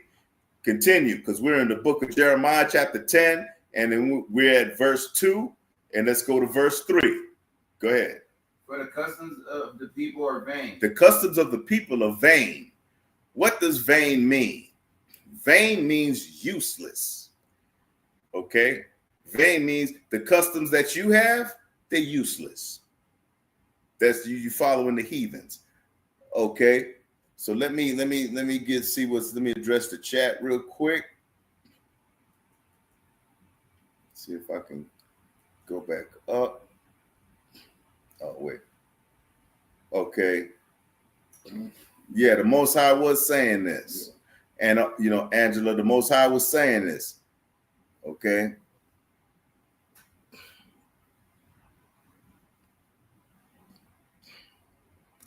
Okay, so that was what we read about. Christ was saying, who is my mother and who is my brother? The disciples who he was pointing to are his mother and brother. Your new family, your new sons and daughters are in the ISUPK. If they're following this truth, They are your mother, your brother, your daughters, your father, your uncles, your aunts. They are, because they're in the truth. Understand? They're in to help you find the eternal life, to help you find the kingdom of the Most High God, Yahweh. This is very critical to be in this school, especially at this time. We're in the beginnings of World War III, the last great war on the planet. And you want to follow your family who is not in the truth, you're going to die with the world. And I'm sorry to say that some of them will die because they're going to want to follow our oppressor and act just like him. But the Bible says, learn not the way of the heathen. Okay. Yeah, Angela. Yeah, it's a trip to grasp this, to stay in this school and to understand what's going on. It's that deep and it's that magnificent. The truth, when you hear the truth, I always tell a person when I'm speaking, when I'm on the street and somebody asks and approach me about the truth, I always tell them it's going to sound very weird and strange to you in the beginning. But if you hang with us, if you rock with us, you're going to really get this understanding, and the light bulb is going to click in your head. You're going to be like, oh, that's what they meant. Oh, snap. That's what they meant. Oh, it's that important. This is damn sure important. Important, and it can't even describe what the truth is, man. It cannot describe what being in this truth is, man. You understand? We have to defend this truth. That's why when you see ISUPK, you see mighty men of the Lord. You see men that are masculine. You see men that are austere. You see men that are outspoken. You see men that are loud. Because the book of Isaiah says, cry aloud, spare not. So I'm gonna cry aloud. I'm gonna lift my voice like a trumpet. It says, lift your voice like a trumpet. Cry aloud. Show my people their sins. We have to show you, because Israel is a stiff-necked people. You know, you see that expression that brothers and sisters do when they don't want to hear it. They be like, that look like, yeah, I heard what you said, but I don't give a damn. I don't care. That's that stiff neck and stubborn, because even the prophet said that people are stiff-necked and stubborn. They do not want to hear the law. Your family damn sure don't want to hear it either, because they're stubborn and stiff-necked, because you're Israel. They're Israel by blood, by birthright, by the bloodline, by lineage. So it's naturally that we are stiff-necked, but we have to conquer that and become humble and become teachable, become meek, and listen to the word of the Lord. Be able to follow orders. My name has a number to it in the school. I'm Shadrach, Priest Officer Shadrach 1000. My name has a number because we have rank and order. I listen and I report to the men above me, and I give orders to the men under me. You understand? That's what this is about. This is very serious.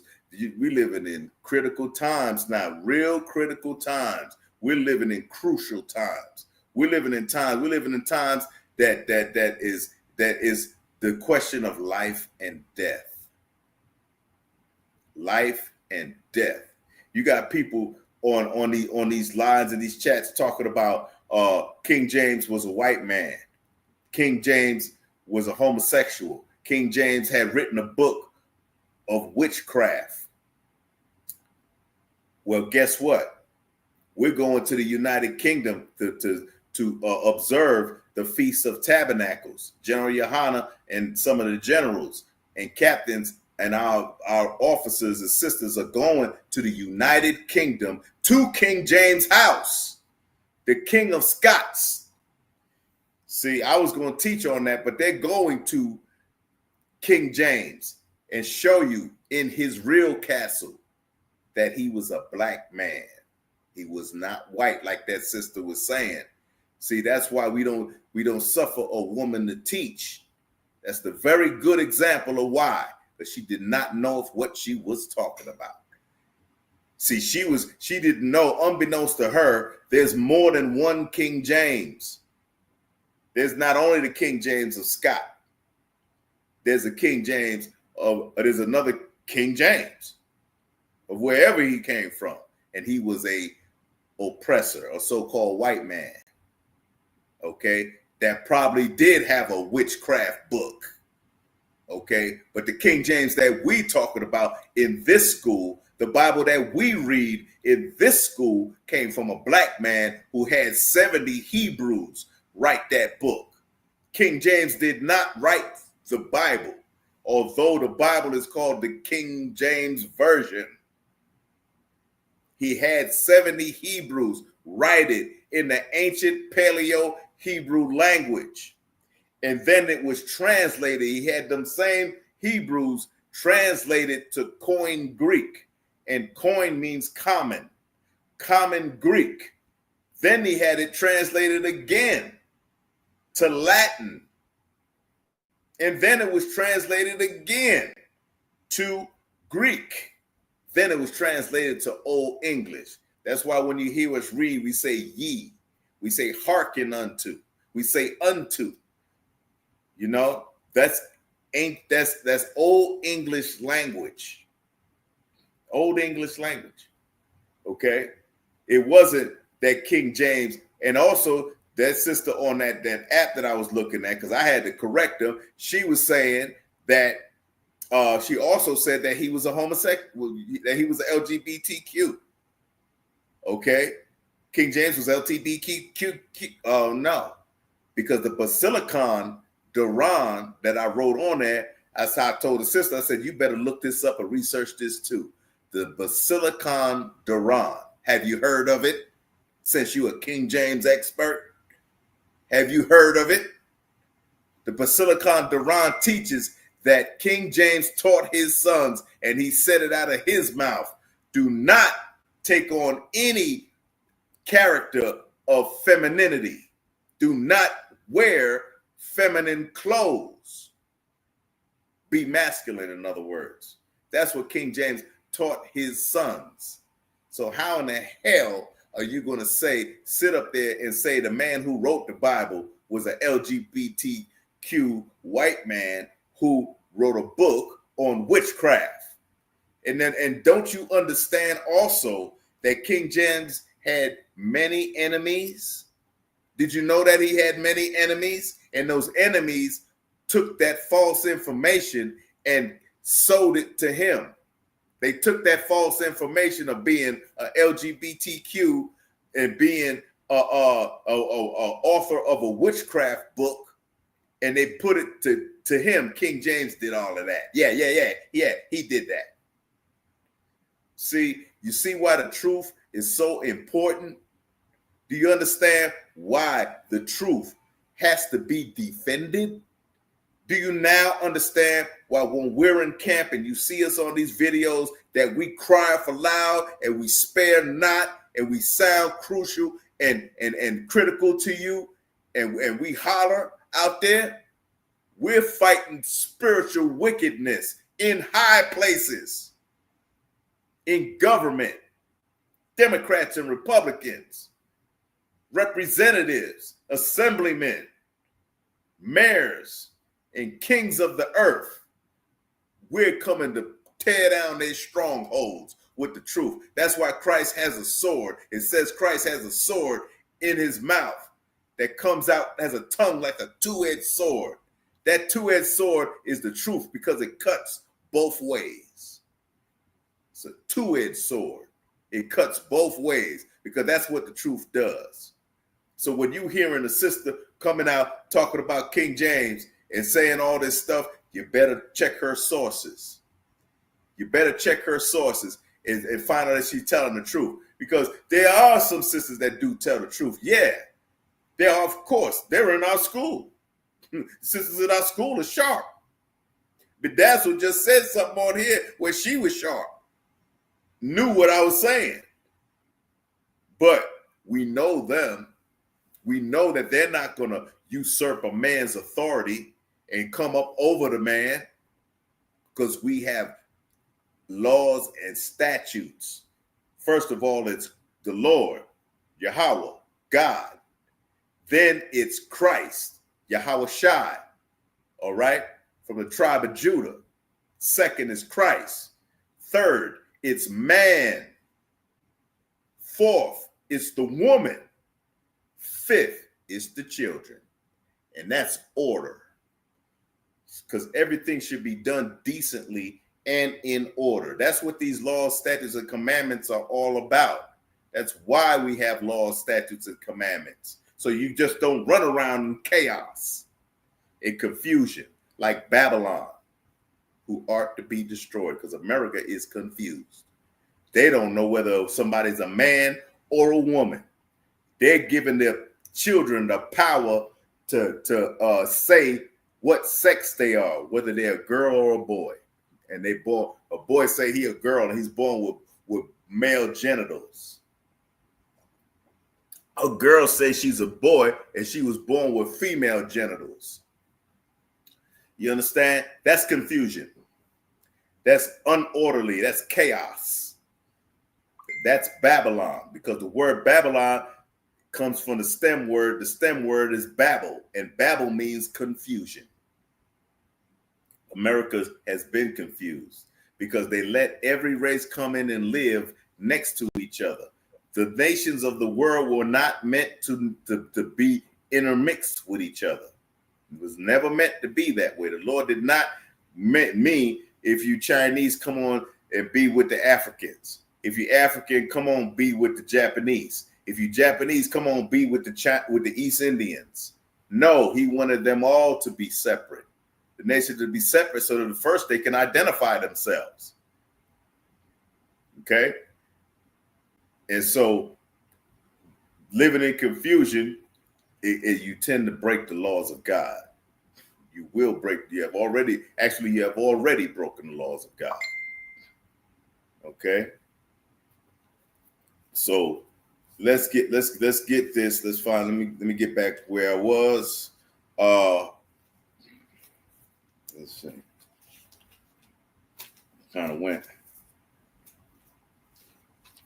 off through the subject, because the subject is the law. Are you to keep the laws? If you're Black, Hispanic, and Native Indian, are you to keep these laws? Let's go to the book of Proverbs chapter 4 and verse 1. Proverbs 4 and verse 1.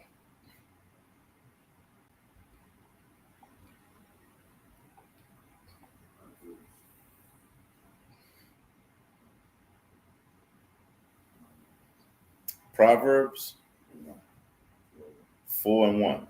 Hear, ye children, the instructions of a father, and attend to know understanding. Hear, you children, the instruction of a father. If you're a child, you ought to listen to your father and attend to know understanding, because you get understanding from your father. Continue. Verse 2. For I give you good doctrine, forsake ye not my law. Forsake ye not my law. There's the law again.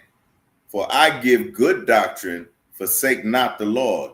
The law is to follow your father, okay? To listen to his instruction. Let's go to verse 3. For I was my father's son, tender and only beloved in the sight of my mother. There it is. For I was my father's son, tender and only beloved in the sight of my mother. Okay, a close family. Continue. He taught me also and said unto me, let thine heart retain my words and keep my commandments. Okay, so he taught me also and said unto me, let thine heart retain my words. Okay, let thy heart, retain my words. What is another name for the heart? Another name for the heart is the mind. Let your mind retain my words. Let your mind retain my words. Okay? So, continue. Get wisdom, get understanding, forget not, neither decline from the words of my mouth. Okay. So get wisdom, get understanding, do not forget it, neither decline the words of my mouth.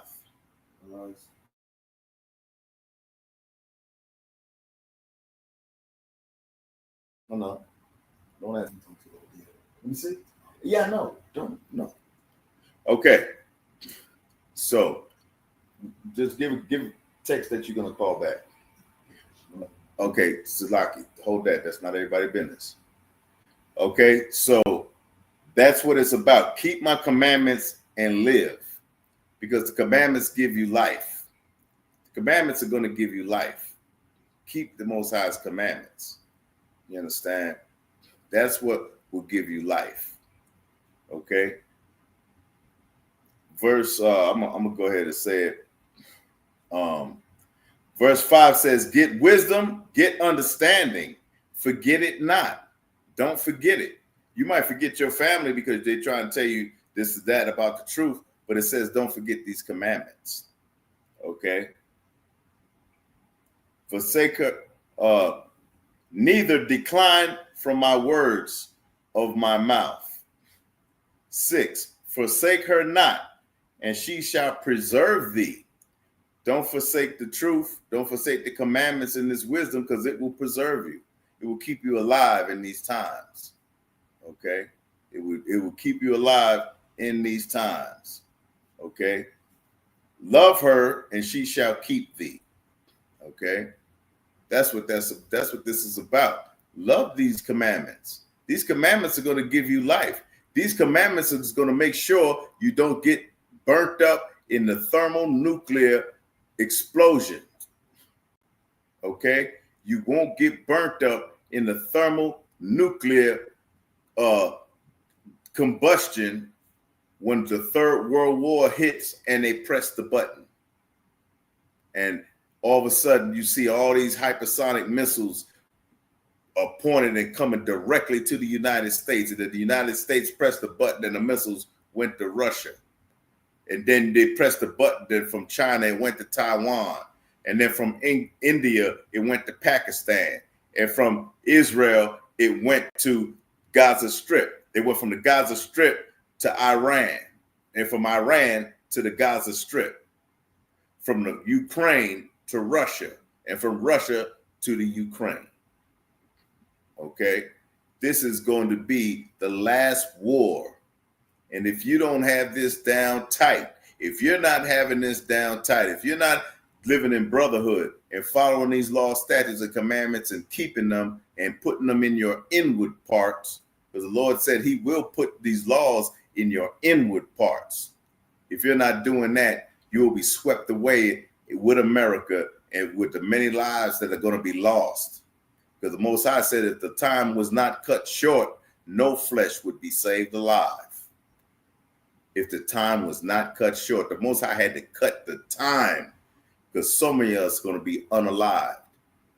And it's I really regret to say this. I regret to say this, but the truth is 2/3 of Israel, 2/3 of the nations of blacks, Hispanics, and Native Indians are going to die with America.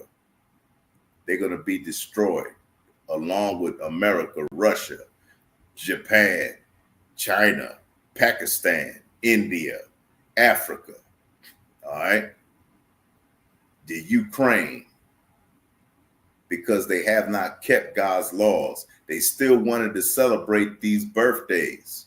They still wanted to celebrate Thanksgiving. They still wanted to eat that pork because it tastes so good. I want to eat it because it tastes good. I can't stop eating it. I love catfish. I love them chitlins. I want me some hog maws. You understand? I need them pickled pig's feet. You understand? I want that ceviche and them carnitas.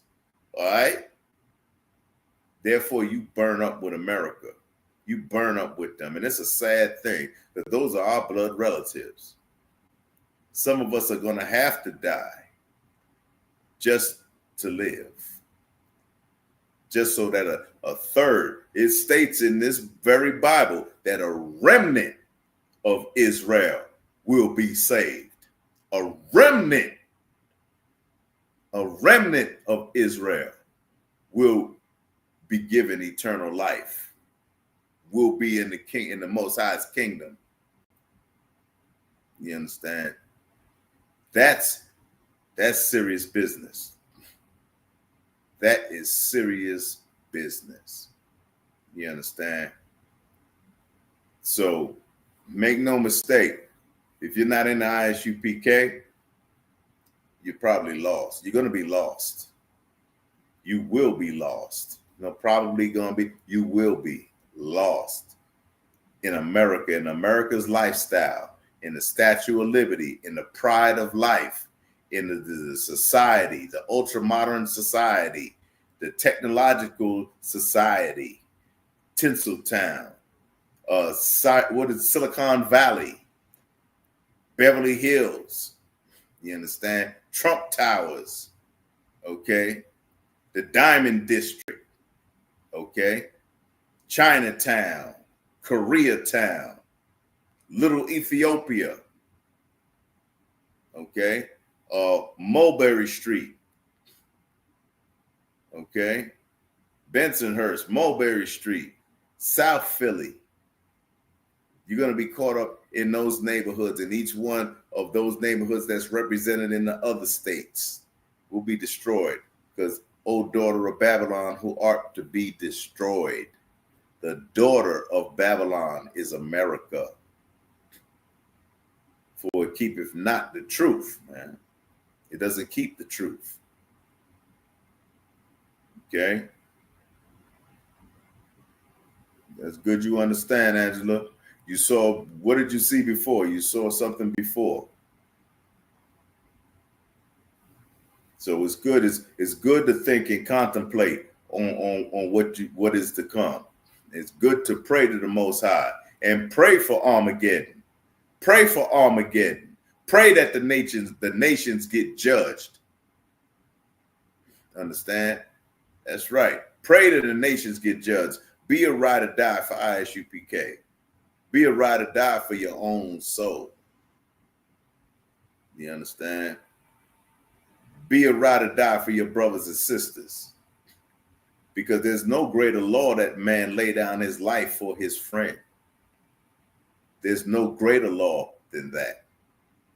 That he lay down his life for his friend. You understand? And that's what we do. We give a perfect example every time we attend camp. And I stand side by side with my brother. He's reading, I'm teaching, and I'm prophesying and blazing on the street. Prepared for war. Prepared that somebody would come and try to attack the camp, and ready to give my life. And there's no other honorable way to die. Each priest and prophet in the school understands this. There's no other honorable way to die, yet serving the Lord, while serving the Lord. There's no other way, honorable way to die. You doing God's will and you get your life taken, oh man, you got a guarantee. You have a guarantee to eternal life. You understand? That's ride or die. You understand? And that's what we about. Our old motto was, our thing is, no Christians, no cowards. No cowards, no excuses, Salaki. No cowards, no excuses. It's also boots, braids, and beards. You understand? We have to be ready, man. We got to defend this nation, man.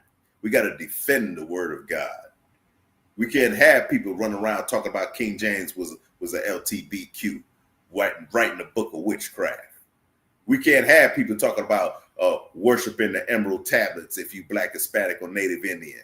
We can't have people talking about joining Islam, an Arabic religion, when you're supposed to keep the law, statutes, and commandments of God. You understand? We cannot have that. We cannot accept the Tibetan Book of the Dead. Okay? We can't keep the Jehovah's Witness or the Mormons or the Catholic Church. We have to prophesy against the old wicked people. We have to prophesy against the Sadducees and the Pharisees, and beware of the leavening of the Sadducees and the Pharisees. That leavening is what you put in bread, that yeast. When you put yeast in bread, it makes it puff up, and that puff up is that attitude, which is hypocritical, being a hypocrite. That's the leavening of the Sadducees and Pharisees, for it is hypocrisy. And I'm paraphrasing on that one as well. Okay, beware of that. So that means you can't join unto this world and this society. This world of society still has you in the ghetto, still has you in the barrio. It still has you on the reservation. It has not done nothing for you. It has put a melanated man and said that he was an African American, a so-called African American, when he was not. And y'all know I'm speaking of Obama. He didn't do anything for the ghetto. He didn't do anything for the barrio. What, Obamacare? Obamacare ain't putting food on my table. Obamacare is not putting a roof over my head. Anybody in our community that becomes president knows that brothers and sisters need money. If I became president, I would give each and every brother a solid gold Cadillac, a brand new grill, and $1 million each. $1 million each. And a house with a front yard, backyard, attic, and basement, and extra rooms, extra bathrooms, extra storage places. I would give them trusts and trust for their kids. Each one would get a certain small amount of stocks on Wall Street if I was president. And that's to say the least. Each one would get free hospital care and free psychological care. They would be able to go see a therapist, because we know most brothers and sisters in the ghetto have PTSD, be it civilian PTSD or military PTSD. We know that because we've seen the bodies. We've seen the assaults. We've seen that the heads get split in half. We've seen the bones break. We hear when the bones crush. We see people get pushed in the front of the subway trains. We see people get pushed in front of buses and run over by cars and unalive with baseball bats. That's PTSD. So each one would get a certain amount of therapeutic sessions, and to be followed up with a therapist for their PTSD, starting with the children. Okay? Understand that. And no, I don't want to be president, Leonard, and the water for that. I don't want to be president because it's unlawful.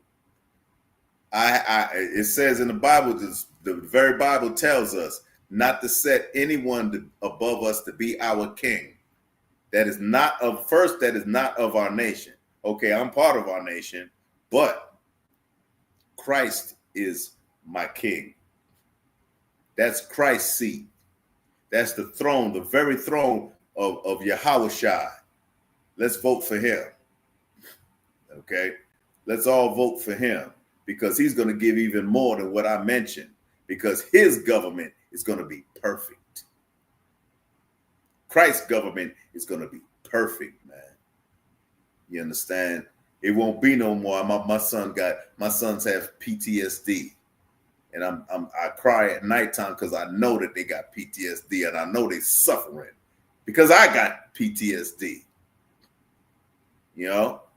Christ is going to know how to get rid of that, address that, and wipe the tears off of everyone's eyes. This in the book of Revelation. Where's the book of Revelation at? And this is all from keeping God's laws. This is from keeping his laws, because when we keep his laws, we bring forth Christ's government.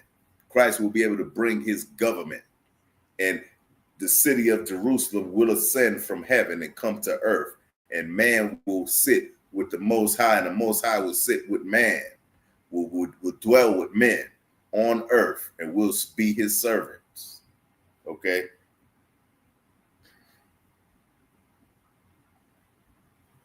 Let me see.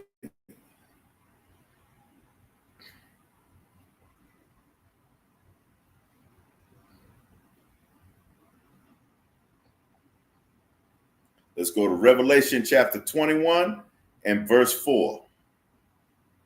Revelation chapter 21 and verse 4.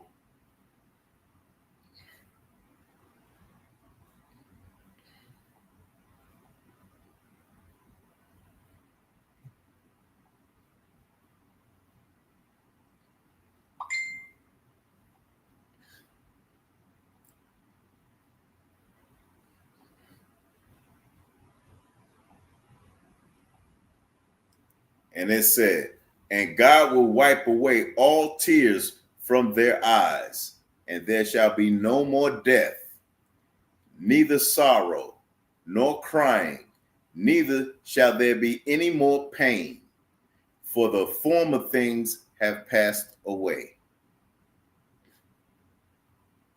See, those things, those former things will be passed away. Most High is going to wipe those tears away. You won't be sad no more.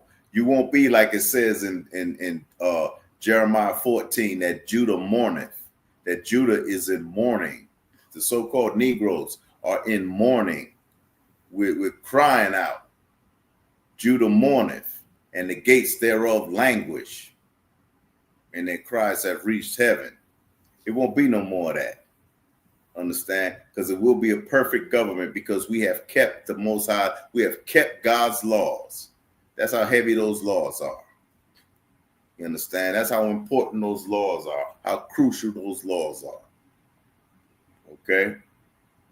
That's the reason why. Okay? It's lucky. I don't know when this time is, but we should be sure for the time. So what I'm gonna go ahead and do, let's see. Let's go to Ezekiel 18, verse 21. The book of Ezekiel, chapter 18, and verse 21. Ezekiel, chapter 18, verse 1. 21. 21.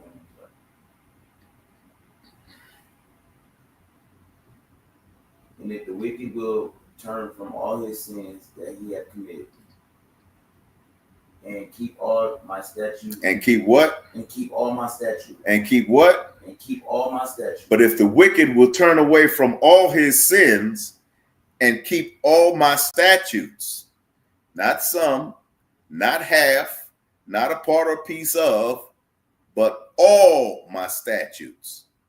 Continue.